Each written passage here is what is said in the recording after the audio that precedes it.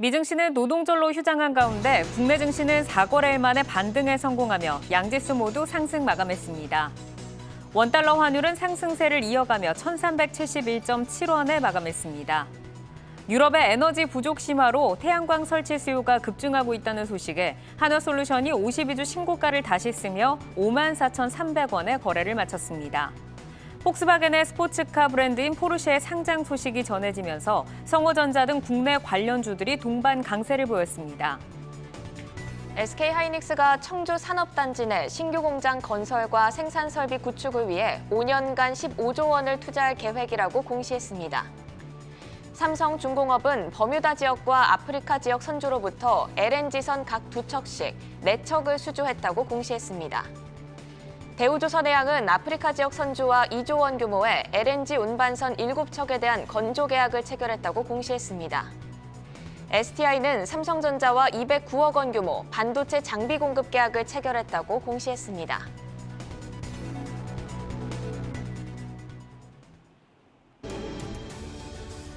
내일을 여는 성공투자습관 투데이 한경 코리아마켓. 오늘 장 마무리하고 내일을 위한 성공투자 힘차게 열어보겠습니다. 네, 저와 함께 시장 마감부터 살펴보시죠.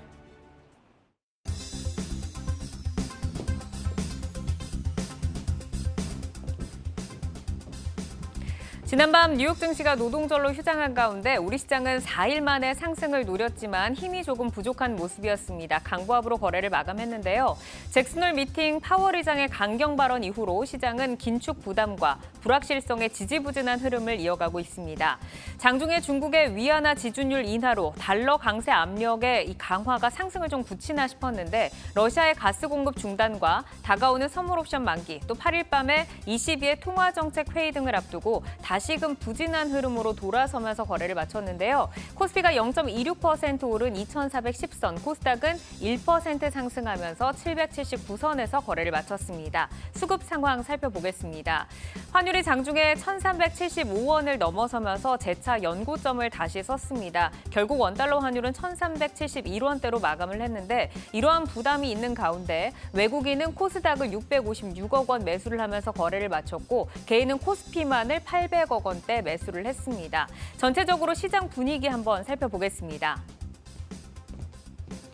네, 대형주는 만기를 앞두고 수급이 좀 불안정한 모습을 보였는데요. 주가가 눌리면서 주춤한 모습을 보였고 전반적으로는 상승하는 종목들의 비율이 높았는데 크지는 않은 상승이 나타났습니다. 포르쉐 상장 이슈 등의 모멘텀에 개별주들이 움직이는 모습을 보였는데요. 시총 상위단보다는 중소형주들의 강세가 눈에 들어왔습니다. 이슈가 있는 종목들 살펴보겠습니다. 네, 먼저 삼성전기입니다. 삼성전기는 퀄컴과 메타 플랫폼스의 협업과 관련해서 XR 확장 현실 산업의 수혜주로 삼성전기, LG이노텍 그리고 뉴플렉스 등이 꼽히고 있는데요. XR 기기에 삼성전기의 고성능 기판이 수혜를 받을 것으로 전망이 되면서 시장의 관심이 최근에 닿고 있습니다. 오늘 대형주의 약진 가운데서 삼성전기가 2%대 상승을 지켜내면서 거래를 마쳤습니다. 이어서 한화솔루션 보시죠. 에너지 대란의 유럽 태양광 수요 급증 소식이 전해지면서 오늘 한화솔루션이 6.6% 강세로 거래를 마감했습니다. 연이어 증권사들이 목표 주가를 상향 조정하고 있고 외국인의 러브콜이 6거래일째 이어지고 있는데 외국인의 보유 비중이 21%를 넘어서고 있고요. 오늘 JP모건의 수급이 눈에 띄었습니다. 오늘도 신고가를 다시 쓰면서 가파른 상승을 이어갔습니다. 이어서 다음 종목 살펴보겠습니다. 독일의 폭스바겐 그룹 내 포르쉐 오토모빌 홀딩스가 기업 공개에 나선다는 소식에 관련주들의 움직임이 오늘 뜨거웠는데요. 먼저 주도주부터 살펴보겠습니다. 코리아 FT입니다. 코리아 FT는 세계에서 처음으로 친환경 자동차 캐니스터를 개발해서 포르쉐에 공급을 하고 있는데요. 지난해 선정이 돼서 2022년부터 4년간 제품을 공급하기로 계획이 되어 있습니다. 오늘 관련주 중에서는 가장 먼저 상한가로 거래를 마쳤습니다. 이어서 다음 관련주 3기 보시죠. 3기 역시 지난 2018년에 포르쉐와 전기차 배터리 부품 계약을 체결한 히스토리가 있는 종목입니다. 현지 시간 5일에 포르쉐 상장 여부가 발표될 예정이라고 하니까 추이를 좀 지켜봐야겠는데요. 3기에는 상한가에는 머무르지 못했지만 장 막판에 조금 더 강하게 올라오면서 25% 급등세로 거래를 마쳤습니다. 여기까지 시황 마감 정리해드리겠습니다.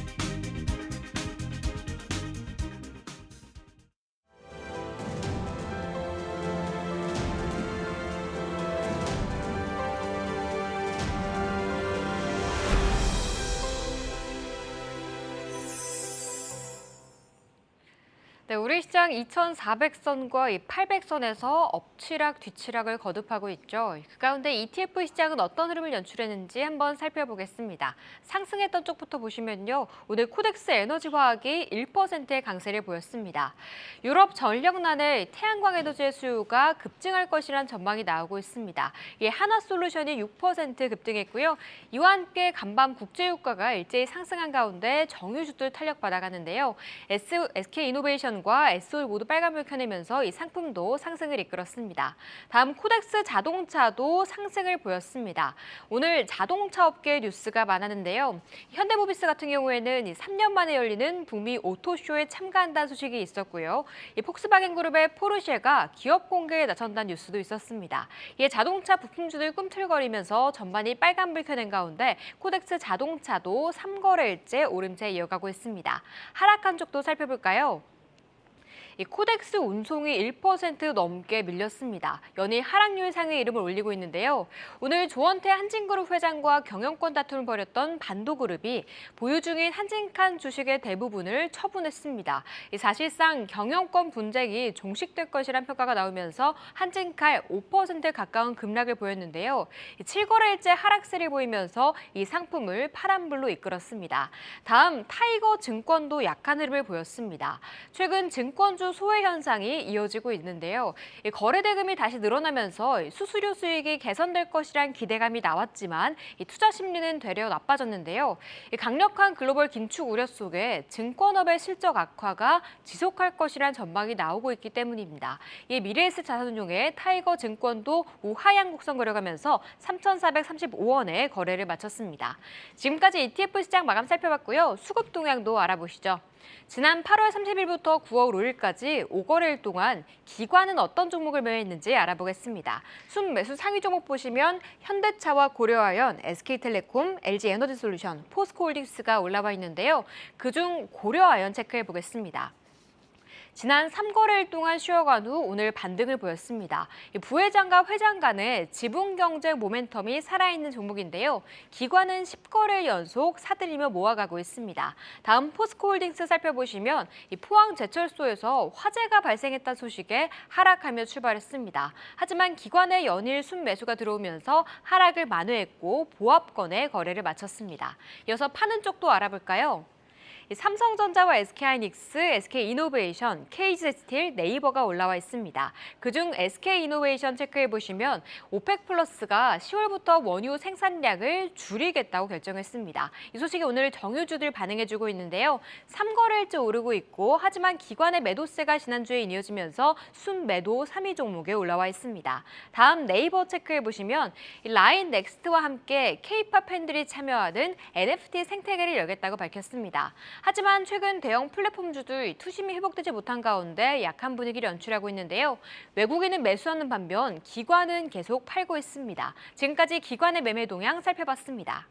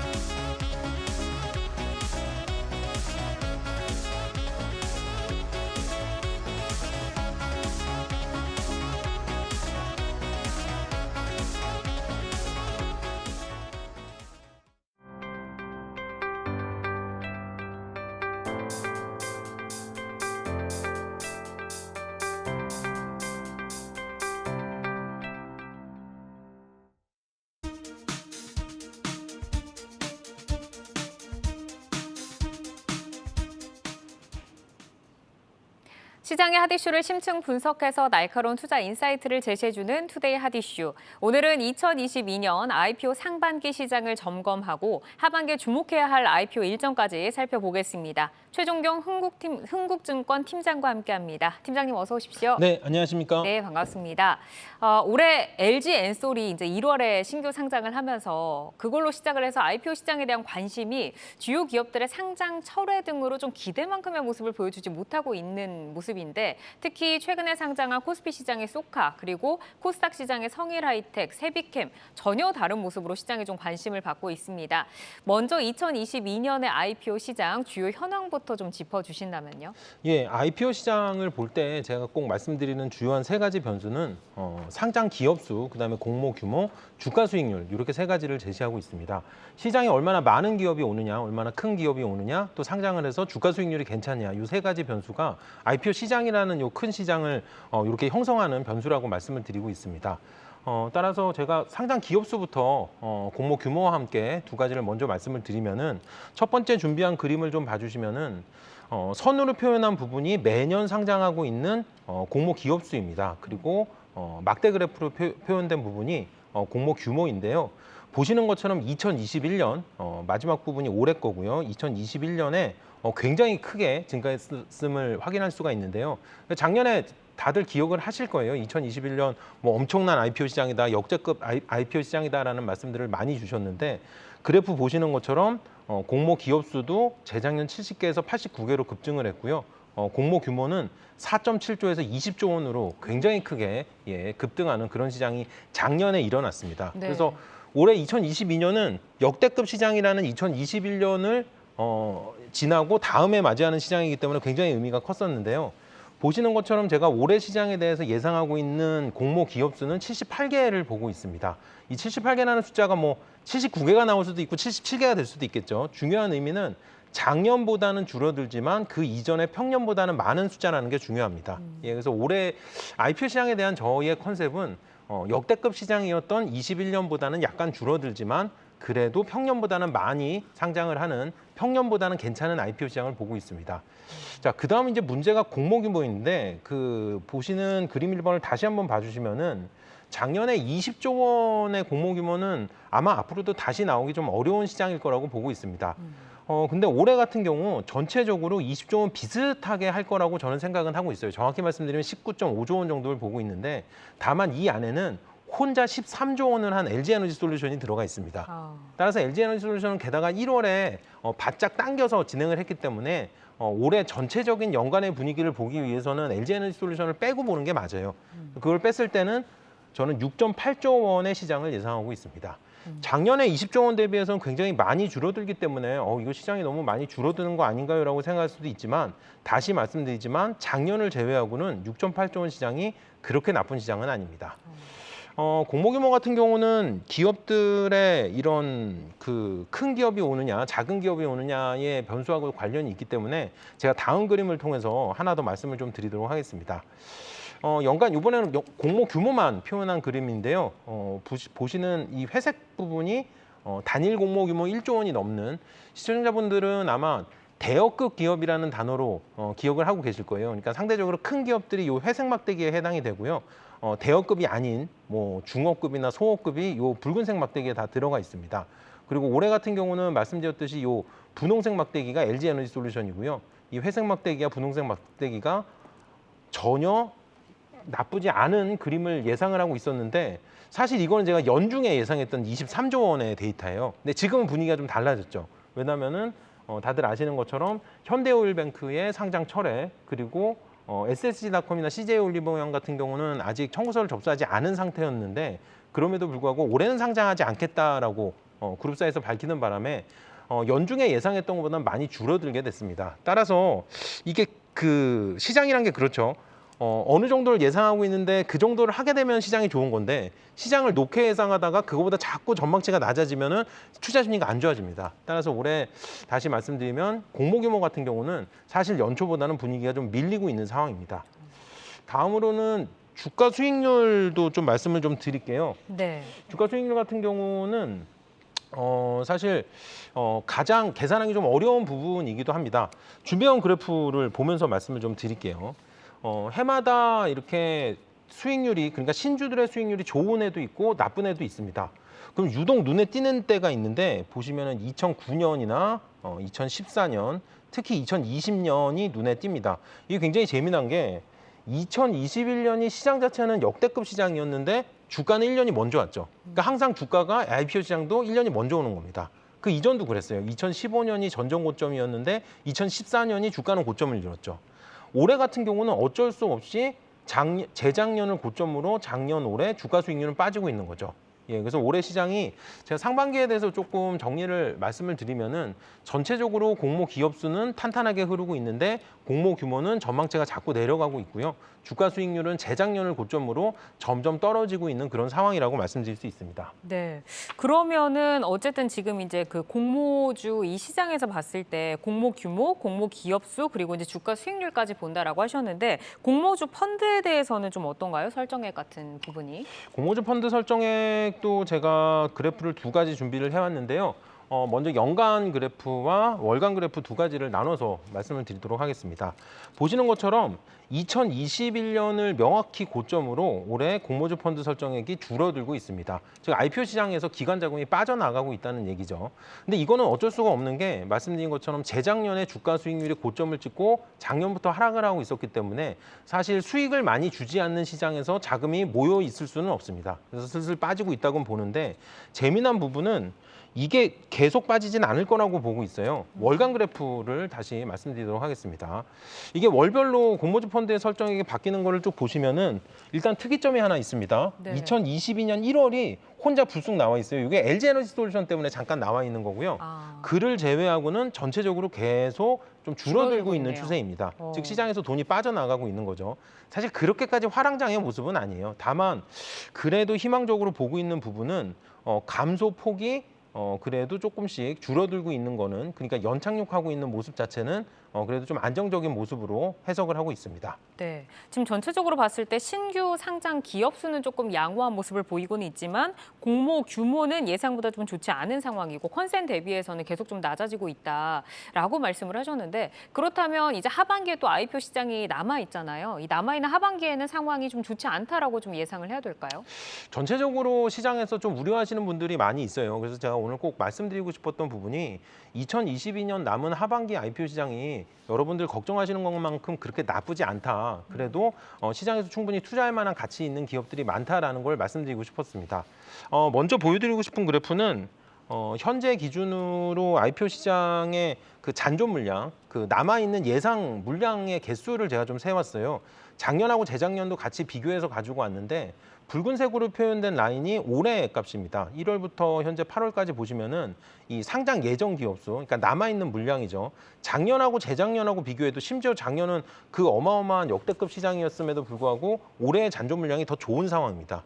저는 요 그래프 같은 경우는 현재 우리나라 IPO 시장의 체력 자체가 많이 올라와서 이런 모습이 나오고 있다고 그렇게 좀 해석을 하고 있습니다. 다음 그래프가 굉장히 중요한데요. 네, 요거를 조금 설명을 좀 드리도록 하겠습니다. 가로축은 제가 1월부터 12월까지 담아왔고요. 여기 회색 막대 그래프하고 붉은색 점이 나와 있죠. 네. 회색 막대 그래프는 1월부터 12월까지 과거 5년치의 평균입니다. 이게 무슨 평균이냐면요. 매월 그 신규 상장을 진행하는 기관 수요예측 기준의 개수입니다. 그러니까 언제 많이 하고 언제 조금 하는지가 눈에 들어오죠. 게다가 이 붉은색 네모로 표현된 부분은 올해 값입니다. 그러니까 과거의 평균과 올해를 비교하면 올해 분위기가 어떤지 한눈에 딱 들어오는 상황이죠. 5월 같은 경우는 올해가 평년보다 잘 못했습니다. 그러니까 분위기가 안 좋았죠. 요거에 대한 글쎄 범인이라고 얘기할까요? 요 현상을 만들어낸 거는 원스토어하고 쉴더스하고 테린페퍼의 상장 철회 때문에 요 그래프가 나왔습니다. SK와 맞습니다. 테린페이퍼의 철회. 그리고 6월에는 평년 대비해서 올해 물량이 급증을 하면서 분위기가 확 살아났죠. 요때 소형주들이 물량이 살아나면서 시장 분위기가 살아났고요. 7월 같은 경우는 원래 7월이 여름 성수기로 굉장히 많이 하는데 올해는 덜했네라고 보실 수도 있는데 개수만 놓고 말씀드릴 수가 없는 게 이 7월이 올해는 유독 그 공모 시총 5천억 원 전후의 중형급 기업들이 굉장히 많이 왔습니다. 여러분들 굉장히 유명해진 기업이죠. 성일하이텍이라든지 HPSP라든지 루닛이라는 기업이 전부 다 이 7월에 네. 왔던 물량으로 보시면 됩니다. 그러니까 분위기가 나쁠 수가 없었죠. 그래도 뜨거운 분위기네요. 괜찮았죠. 네. 예. 문제는 8월입니다. 8월에 보시는 것처럼 일단 수요 예측 자체를 2개밖에 안 했어요. 2개가 소카하고 대성 하이텍 2개밖에 안 했기 때문에 굉장히 분위기가 많이 밀리는 상황이었죠. 제가 늘 말씀드리지만 IPO 시장은 공모 주가가 좋냐 나쁘냐, 상장해서 주가가 좋냐 나쁘냐는 다음 문제입니다. 일단 많이 와야 돼요. 그래야지 투자의 기회가 생기는 거기 때문에 8월 시장 같은 경우는 굉장히 부정적이었지만 보시는 것처럼 9월 시장이 어마어마하게 반등을 하게 됩니다. 그래서 9월 시장 같은 경우는 특히 지난 6월하고 비슷한 분위기처럼 이렇게 좀 소형주들을 중심으로 물량이 크게 반등하는 모습을 보여서 지금 현재로서는 시장에 대해서 굉장히 긍정적이라고 제가 판단을 하고 있습니다. 신규 상장 예정 기업의 표가 지금 띄어져 있네요. 앞으로 하반기에 이제 예정이 되어 있는 기업인가요? 맞습니다. 이게 하반기뿐이 아니고요. 9월의 명단이라고 보시면 될 것 같습니다. 9월에 굉장히 많은 물량이 준비되어 있다고 말씀을 드렸는데 9월 물량들은 특징이 있어요. 소형주들이 굉장히 많습니다. 지금 현재 코스닥 시장에서 보시는 것처럼 3천억에서 4천억 정도 되는 오픈 엣지라든지 2조에서 4조 원대 되는 WCP를 제외하고는 뭐 800억에서 1,000억, 뭐 1,000억에서 2,000억 미만, 뭐 1,500억에서 2,000억 또는 1,000억 미만의 기업들이 9월에 집중적으로 지금 배치가 되어 있는 상황입니다. 네. 최근에 IPO 시장의 수익률의 관점으로 놓고 보면은 상장 이후에 소형주들의 주가 수익률은 굉장히 탄탄한 상황임을 확인할 수가 있습니다. 그러니까 최근에 IPO 시장은 희한할 정도로 대형주와 소형주의 상장 후 주가 흐름이 좀 다르게 흐르고 있다고 말씀드릴 수가 있어요. 네. 최근 상장한 기업들의 표를 조금 확인을 좀 해보시면은 와, 뭐 세비캠이 400%에 가깝게. 400%면은 사실 4배가 아니라 5배잖아요. 네. 그렇죠? 예. 세비캠의 주가 상승이 굉장히 좋았었고요. HYCT 같은 기업도 첫날은 수익률이 좋지 않았지만 현재 기준으로는 시간을 두고 반등하는 모습을 보였습니다. HPSP 역시 5천억 원대에 상장한 중형급 기업이었는데 첫날 수익률도 나쁘지 않았지만 현재 수익률은 그보다도 더 많이 올라가 있는 상황이고요. 또 하나 그 밑에 있는 소형주들 같은 경우는 조금 더 가벼운 모습을 보이고 있는 상황입니다. 네. 따라서 제가 9월 물량에 대해서는 시청자분들께 그 말씀을 좀 드리고 싶어요. 뭐냐면은 일단 소형주 같은 경우는 아직 IPO 시장의 기세가 살아있는 상황이기 때문에 이렇게 투자에 좀 적극적으로 임하시는 것도 좋은 전략이라고 말씀을 드리고요.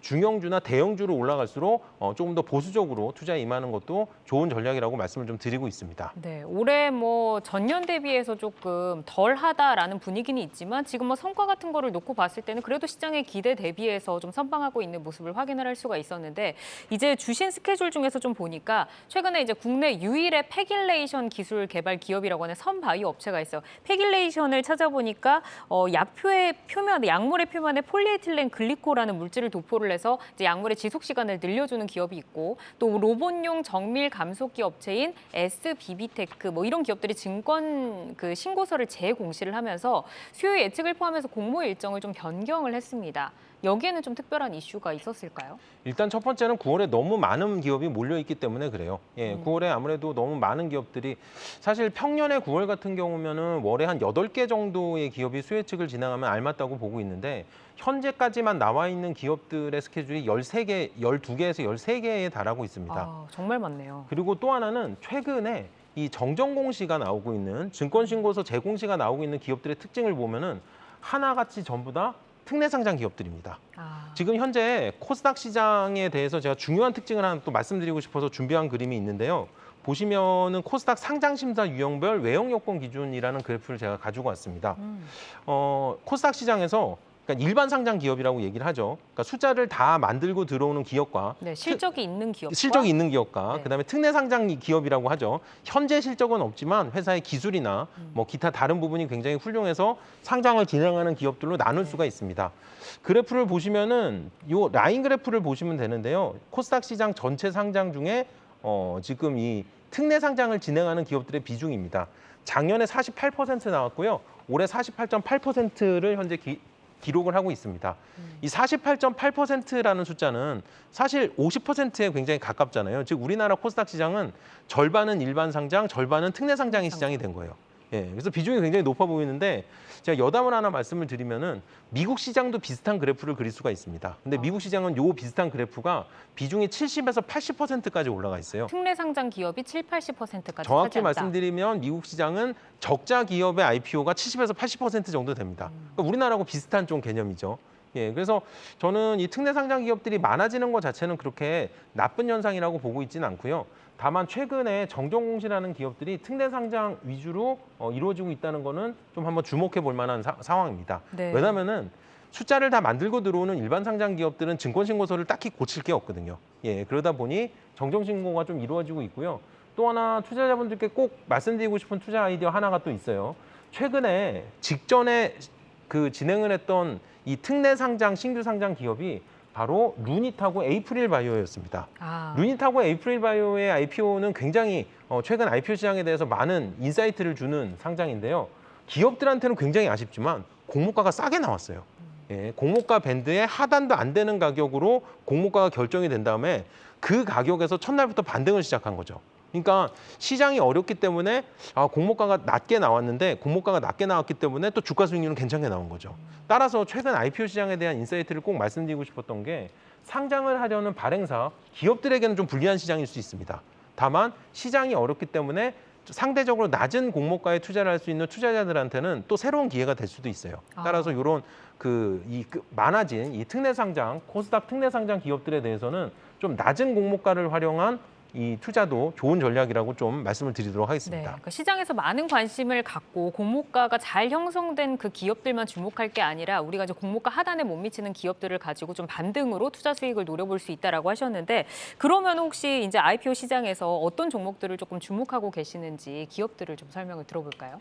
네, 일단 주목하는 기업은 말씀드렸던 것처럼 코스닥에서는 이 기술 성장 기업이라든지 전체적으로 특례 상장 기업들에 대해서 좀 관심을 좀 가지고 있는 상황입니다. 샤페론이라든지 플라즈멧, 언급하셨던 SBB테크나 뉴로메카 등이 여기에 해당된다고 말씀을 드릴 수가 있습니다. 이 기업들의 이제 공모가가 밴드가 어떻게 좀 형성이 되는지 저희가 좀 지켜봐야 할 것 같습니다. 이제 코스피 시장의 향후 IPO 일정을 어떻게 보시는지 궁금하고 그 대여급은 코스피 시장에서 저희가 그래도 좀 기대를 해볼 수 있지 않을까라는 생각이 드는데 대여급 상장에 대해서 어떻게 좀 생각하실까요? 사실 언급하신 것처럼 IPO 시장은 이제 대여급들이 앞에서 좀 끌어줘야 돼요. 예, 그리고 그 분위기 자체를 좀 맞습니다. 형성을 해줘야 되니까. 예, 대여급이 분위기를 만들어주고 그다음에 중소형주들이 주가 수익률을 만들어주고 예, 이런 게 사실 되게 이상적인 모습이고 사실 2021년 같은 경우에 그런 모습이 잘 나왔었죠. 올해는 물론 대여급 역사상 최대여급이라고 할 수 있는 LG에너지솔루션이 1월에 상장을 하긴 했지만 솔직히 저희가 1월에 투자하고 11달 동안 놀 건 아니잖아요. 그러니까 너무 빨리 상장된 것 같아요. 예, 따라서 연중에 계속 이렇게 대여급들이 출연을 해줘야 되는데 남아있는 대여급이라고 할 수 있는 코스피의 멤버들이 컬리, 골프존 카운티, 바이오노트, K뱅크 정도를 지금 예상을 하고 있는 상황입니다. 현재 컬리하고 골프존 카운티 같은 경우는 그 심사까지 다 완료가 된 상황이기 때문에 가을 이내에 상장이 가능할 거로 보이고요. 바이오노트나 K뱅크 같은 경우도 연내 승인과 상장까지는 연말까지 가능할 거라고 지금 보고 있는 상황입니다. 네. 현재 컬리와 K뱅크에 대한 시장의 관심이 좀 높은 상황이고요. 특히 K뱅크 같은 경우는 범KT 그룹에서 작년에 카카오뱅크의 상장에 이은 또 온라인뱅크의 상장이라는 점 그리고 또 범KT 그룹 내에 밀리의 서재라는 코스닥 상장이 또 지금 동시에 진행되고 있다는 점 네. 등등이 좀 관심을 많이 갖고 있는 상황입니다. 아마 시청자분들이 기대하고 계시는 좀 조원대 시가총액의 그런 대여급 상장은 컬리와 K뱅크 라인으로 이어지지 않을까 생각을 하고 있습니다. 네, K뱅크가 또 카카오뱅크의 그 뒤를 이어서 얼마나 시장의 관심을 받을 수 있을지 이 부분 좀 궁금합니다. 네, 오늘은 2022년 IPO 상반기 시장을 점검하고 하반기에 주목해야 할 IPO 기업까지 만나봤습니다. IPO 준비하시는 분들은 이 부분 좀 활용하면서 공모주 투자해보시기를 바라고요. 오늘은 최종경 흥국증권 팀장과 함께했습니다. 팀장님 좋은 말씀 고맙습니다. 감사합니다.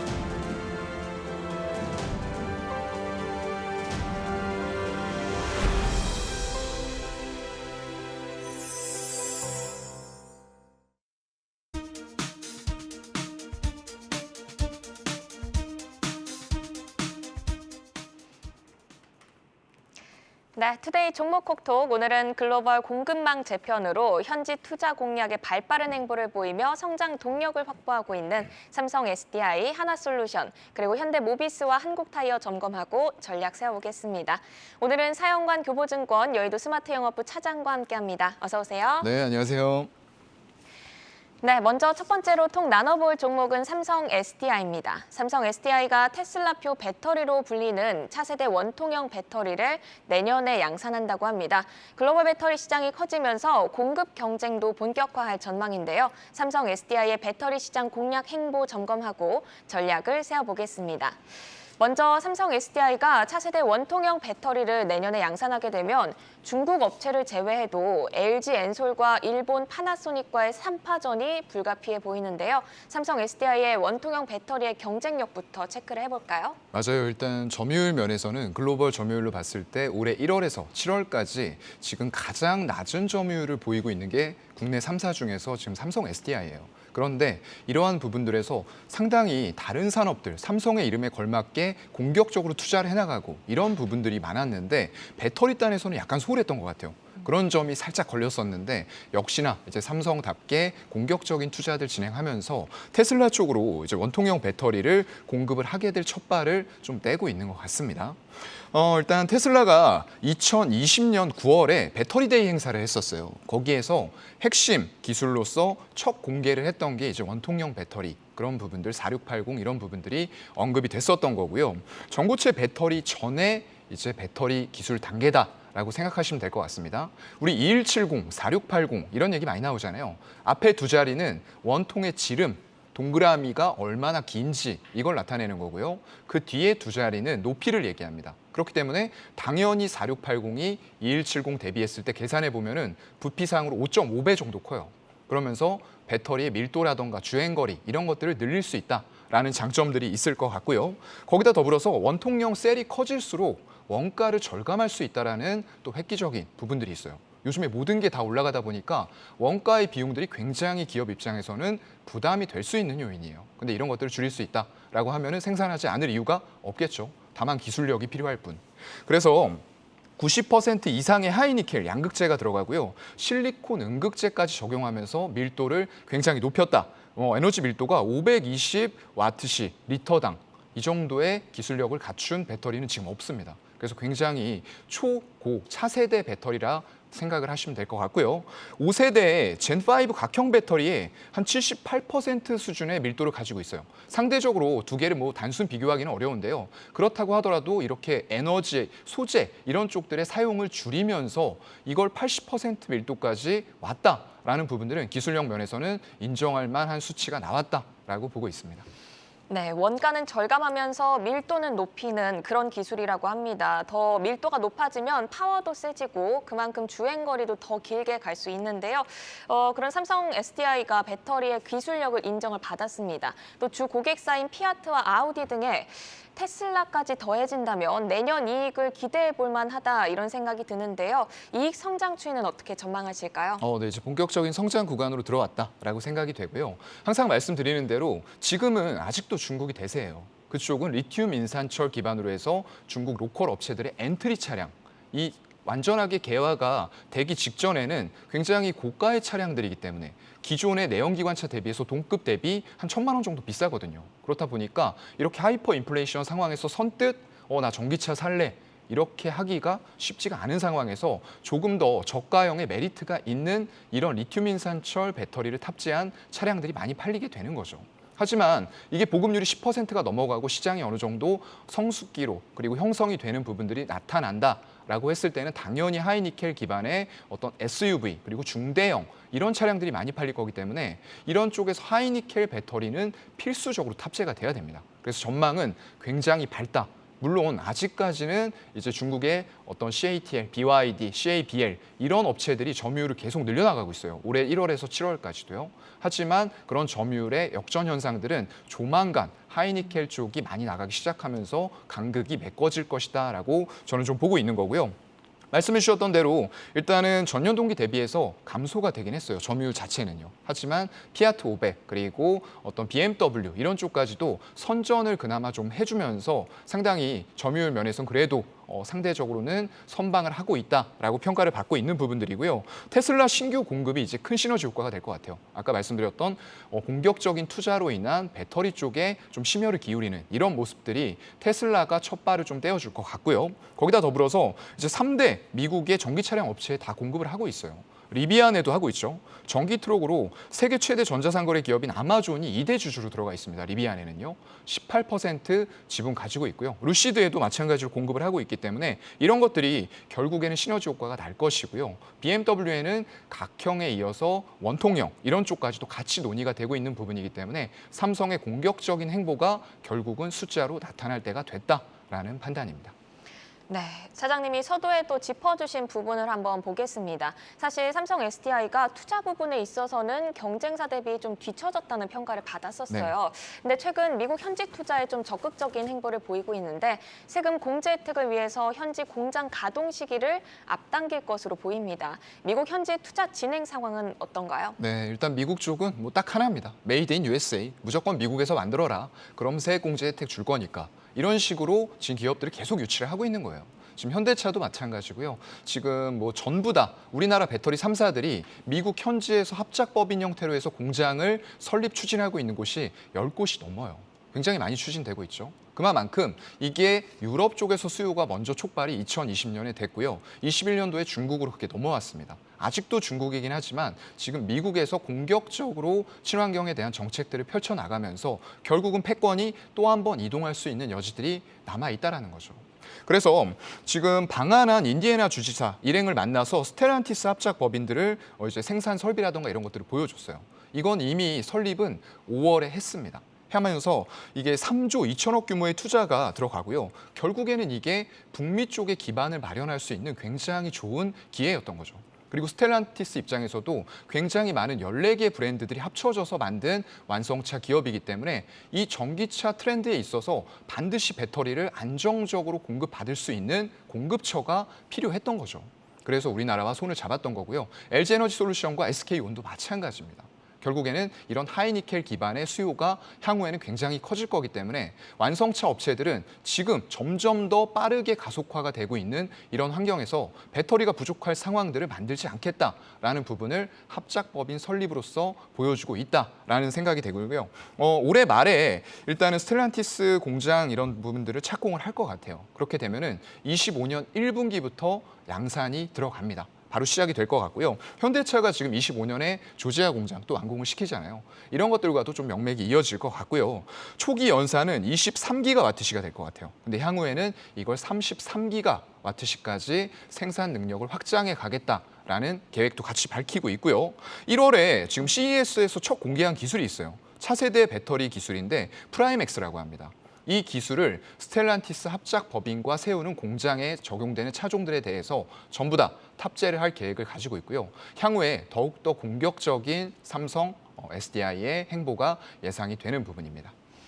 네, 배터리 부족을 대비하기 위한 어찌됐든 합장 법인을 통한 투자가 지금 활발하게 미국에서 이어지고 있는 상황입니다. 삼성 SDI가 이 폐배터리 재활용을 활성화하기 위한 그런 순환 체계도 구축하고 있는데 국내 사업장에 이어 핵심 거점인 헝가리 사업장에서도 이 재활용을 추진할 계획으로 알려졌습니다. 폐배터리 사업 행보는 어떻게 이해하면 좋을까요? 네, 요즘에 ESG 트렌드가 굉장히 전 세계적인 물결이기 때문에 이거 단순히 사용하고 버리고 끝나고 이거 아닙니다. 지금 재활용이 거의 증시에서 화두가 되고 있어요. 뭐 세비캠, 성일하이텍, 물론 안 가지신 분들이 많겠지만 정말 주가의 상승 탄력이 향후에 언제 나올지 모르는 실적들을 굉장히 많이 당겨와서 주가가 급등을 하고 있는 이런 양상이 펼쳐지고 있습니다. 그래서 이런 폐배터리 관련해서는 미국의 인플레이션 감축법이 또 중요합니다. 23년도 당장 내년부터 시행이 되게 되는 부분인데 중국 배터리의 생산 또는 중국산의 핵심 소재를 사용했을 때 이걸 보조금 혜택 안 주겠다라고 하는 거죠. 결국은 중국이라던가 러시아 이런 반미 세력들을 배제하겠다라는 관점으로 미국은 움직이고 있어요. 배터리 3사의 소재 관련 기업과의 협력이 강화되고 있는 부분들도 이렇습니다. 지금 현대차 같은 경우에도 당장에 미국에서 생산하지 못하면 7,500달러의 보조금을 받지 못하지만 향후에는 이런 내용들이 더 추가가 돼요. 중국의 의존도를 줄이지 않으면은 거기다가 보조금 또 얼마 안 줄 거야. 이런 식으로 지금 들어오고 있는 거예요. 그렇다 보니까 국내 소재 기업이라던가 이런 다른 쪽 미국과 어떤 유대 관계를 가지고 있는 FTA가 체결이 돼 있다거나 이런 쪽들에서 조달할 방법을 찾아야 되는 그런 길목에 와 있는 거죠. 그래서 양극재 제조 전문인 STM이라고 있습니다. 자회사가 이제 에코프로 EM을 두고 있고요. 협력하면서 국산의 양극재 비중을 확대해 나가야 되는 것은 필수적입니다.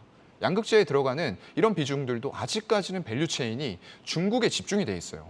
그런 쪽들이 한 80%, 70에서 80%가 집중이 되어 있고요. 더군다나 세세하게 물질들로 들어가 보면 망간이라든가 이런 쪽은 거의 100%를 중국에 의존을 하고 있습니다. 그래서 그런 의존도를 단기간에 깨는 게 쉽지는 않겠지만 결국에는 우리가 해나가야 돼요. 왜냐하면 지금 상태에서는 각국이 전부 다 자원을 무기화해 나가고 있기 때문에 이런 것들로부터 자유로워져야 되는 부분들이 분명히 있습니다. 네, 인플레이션 감축법으로 인해 폐배터리 사업이 지금 각광을 받고 있고 또 시장 규모도 점점 커지고 있는 상황에서 스크랩 순환 체계 구축, 이 배터리 업체들로서는 조금 필수적이다라는 생각이 듭니다.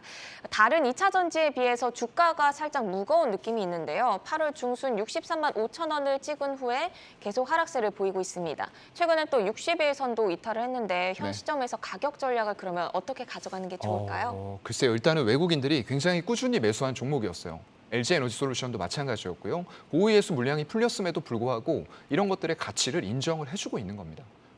이게 상장할 당시에는 삼성 SDI의 밸류를 왜 LG엔솔에 갖다 붙이느냐 이런 얘기들도 많았고요. 왜 또 BYD의 밸류를 가져다 붙이느냐 이런 얘기도 많았습니다. 하지만 결국 대세 트렌드로 가는 과정에 있어서 외국인들은 보유 예수가 풀린 와중에서도 계속 LG엔솔을 매수를 하고 있었고요. 그리고 삼성 SDI도 지분을 꾸준하게 늘려나가다가 최근 들어와서는 약간 매도세예요. 거기다가 지금 문제가 되고 있는 것은 외국인들이 매수하고 있음에도 불구하고 기관 쪽에서 계속적으로 매도가 나오고 있는 부분들이 주가의 탄력을 조금 저해하는 부분이 되고 있는 것 같거든요. 그렇기 때문에 일단 가격 전략 면에서는 아무리 내용이 좋고 모멘텀이 있어도 이게 수급이 크게 좌지우지를 할 수밖에 없는 매크로적인 장세거든요. 그렇다 보니까 일단 가격적인 전략에서 53만 원대 정도의 우리가 지지 그리고 거기에서 수급이 재유입이 되는지 이런 부분 확인하고 신규로 접근하시는 게 좋을 것 같습니다.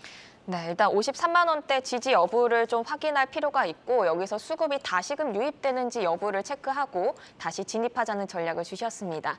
그럼 이어서 통 나눠볼 종목으로 넘어가 보겠습니다. 이어서 하나솔루션인데요. 에너지 대란 지속으로 유럽의 태양광 설치 수요가 급증하고 있다는 소식에 오늘도 강세를 보였습니다. 하나솔루션의 고공행진은 어디까지일지 중장기 성장 스토리 점검하고 전략 세워보겠습니다. 일단 유럽 태양광 설치 수요가 급증하고 있다는 소식도 있었고 러시아 가스관 공급 중단이 향후 수요를 더욱 촉발할 것으로 보이는데요. 어느 정도 규모까지 증가할 것으로 보시는지 일단 궁금하고 현재 하나솔루션의 유럽 시장 비중은 어떤가요? 일단은 에너지 안보 위기가 굉장히 친환경의 가속화를 불러왔죠. 거기다가 인플레이션 감축 법안 이런 것들에서 생산만 해도 세액공제 혜택을 미국에서 주기 시작을 한 거예요. 그렇다 보니까 기업 입장에서는 그동안 준비해왔던 것들 안 할 이유가 전혀 없는 이런 상태로 들어온 거죠. 그래서 유럽 같은 경우가 지난해가 27기가와트시였고요. 그런데 올해에는 그 전망치가 계속 상승이 되면서 올해 초만 하더라도 30기가와트 정도 설치되겠지라고 예상을 했는데 지금 그게 거의 40까지 도달했어요. 지금 이런 에너지 환경, LNG 가격의 급등, 그리고 겨울철 난방 수요가 또 다가오고 있거든요. 이런 상황이라고 하면은 더 추가적인 상향의 여지는 충분하다라고 생각을 하고요. 일단 하나큐셀이죠. 하나솔루션의 이제 자회사 하나큐셀 쪽에서는 지금 모듈 쪽의 매출 비중이 한 50% 정도가 되고 있어요. 그래서 현대에너지솔루션이 100% 비중으로 더 큰 비중을 차지하긴 하지만 세액공제 혜택이 크게 있는 부분들이 있고요. 미국에서는 1위 사업자인데 아직까지 유럽 쪽에서는 그만큼 점유율을 못 가져가고 있어요. 근데 아마 이번에 에너지 안보 위기가 굉장히 하나솔루션에게는 큰 기회로 작용하면서 유럽에서도 두각을 보일 수 있을 것이다라고 전망을 하고 있습니다. 네, 또 미국 인플레 감축법 시행에 발맞춰서 미국의 대규모 투자를 통해서 수직 계열화와 함께 설비 투자 확장도 계획 중인 것으로 알려졌는데요. 그러면 어느 정도의 캐파 확대를 예측할 수 있을까요? 네, 기존에는 1.7기가와트였는데 1.4기가와트를 더 증설을 해요. 그러면 세액공제 혜택으로 한 1,400억 정도 기존에 받을 수 있었던 건데 이게 2,600억까지 늘어난다. 라는 리포트들이 나오고 있습니다. 그렇다 보니까 일단 25년에는 이게 또 12기가와트까지 확대할 계획을 가지고 있어요. 그만큼 필연적으로 갈 수밖에 없는 상황이고요. 시장 일각에서 뭐 자금 조달 우려하고 있는데 이런 부분들은 중국 PVC 법인 지분 매각했고요. 선제적으로 유상 증자까지 마치면서 시장의 우려를 잠재우고 있고 주가도 훨훨 날아가고 있다라는 부분이 팩트입니다. 네, 그 훨훨 날아가는 주가 측면에서 또 네. 질문을 한번 드려보도록 하겠습니다.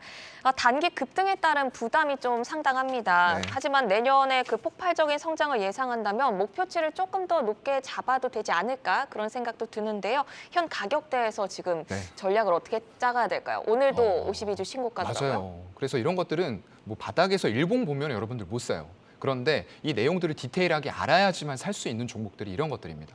기자재 쪽에서 뭐 성광밴드, 태광 이런 것도 마찬가지가 될 거고요. 지금 예상치로 나와 있는 내년 실적을 현재 시총 대비해서 PER을 몇 배 정도 적용받고 있는지 이런 것들을 한번 계산을 스스로 해보세요. 그리고 아까 말씀드렸던 대로 그런 영업이익 전망치는 날이 가고 시간이 흐를수록 더 올라갈 거예요. 지금보다 훨씬 높아진다는 겁니다. 그렇게 됐을 때 PER이 내년 기준으로 10배밖에 안 돼요. 그러면은 지금도 제가 볼 때는 메리트가 충분하다. 앞으로 그 PER은 더 낮아질 가능성이 있다라는 말씀으로 좀 요약을 하겠습니다. 네, 지금 보니까 PER이 한 16배 수준인데 점점 더 이익 측면이 더 잡힐 거기 때문에 퍼가 내려갈 것이다. 그만큼 주가 측면에서는 더 룸이 있다는 말씀으로 네. 이해를 해보겠습니다. 자, 그럼 마지막으로 통 나눠볼 종목으로 넘어가 보겠습니다. 자동차 부품주인데요. 완성차 업체가 글로벌 시장에서 질주를 이어가면서 관련 부품 업체들도 함께 관심을 받고 있습니다.